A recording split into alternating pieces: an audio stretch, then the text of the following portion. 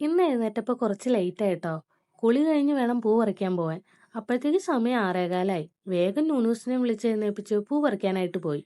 ഒരു കാര്യം പറയാലോ, എഴുന്നേൽക്കുന്ന കാര്യത്തിൽ ആൾക്ക് യാതൊരു മടിയില്ല. സമയം വൈകി, കുഞ്ഞിനിന്ന് എക്സാം ഉള്ളതാ. അവളെ പല്ല് തേക്കാൻ വിട്ടിട്ട് ഞാൻ പൂക്കൾ ശരിയാക്കാനിരുന്നു കേട്ടോ. പല്ല് തേക്കുന്നതിനിടയ്ക്ക് വിളിച്ചു പറയുന്ന കേട്ടു, അമ്മ പൂവിടല്ലേട്ടോ, ഞാൻ വന്നിട്ടിടാന്ന്. ശരിയെന്ന് ഞാനും പറഞ്ഞു. ദാ പറഞ്ഞ മാത്രയ്ക്കുള്ളിൽ ആള് പല്ല് തേച്ച് കഴിഞ്ഞ് വന്ന് സഹായിക്കാനിരുന്നു. അപ്പോഴത്തേക്ക് സമയം നന്നായിട്ട് വൈകിയായിരുന്നു കേട്ടോ. പിന്നെ എല്ലാം സ്പീഡിൽ ചെയ്യാൻ തുടങ്ങി. തലേദിവസത്തെ പൂക്കളൊക്കെ എടുത്തു മാറ്റി തറ നന്നായി ചാണകം മെഴുകി പൂവിട്ടു തുടങ്ങി.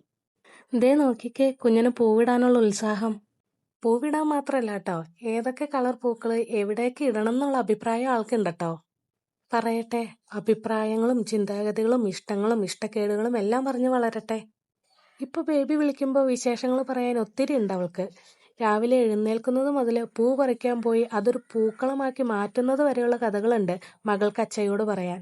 നൂനൂസിന് ഇത് ആദ്യത്തെ അനുഭവമാണ്. അതുകൊണ്ട് തന്നെ ഓരോ ചെറിയ കാര്യങ്ങൾ ചെയ്യുമ്പോഴും അതവൾക്ക് പുതുമയുള്ള കാഴ്ചകളും അനുഭവങ്ങളുമാണ് സമ്മാനിക്കുന്നത്. ഇതുപോലുള്ള കാര്യങ്ങൾ കണ്ട് വളരട്ടേന്നേ. കാലം മാറി, പക്ഷെ നമ്മൾ അനുഭവിച്ച ചില നല്ല നിമിഷങ്ങൾ അത്രത്തോളം വരില്ലെങ്കിലും ആ സന്തോഷവും നല്ല നിമിഷങ്ങളും അവർക്ക് നമ്മൾ അനുഭവിക്കാനുള്ള വഴി ഒരുക്കി കൊടുക്കണം.